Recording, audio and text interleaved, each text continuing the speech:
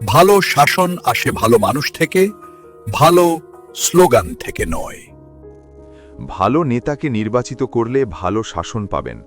বড় কথা মিষ্টি প্রতিশ্রুতি শুনে বোকা হবেন না।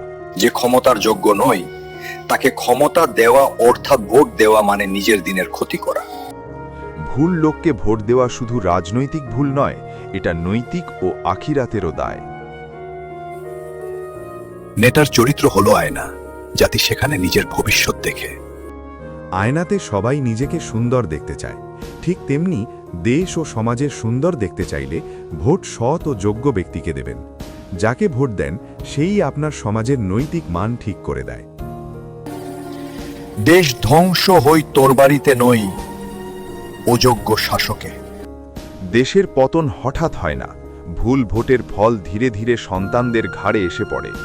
নিজের সন্তানদের আদর্শ দেশ উপহার দিতে ভালো মানুষকে ভোট দিন।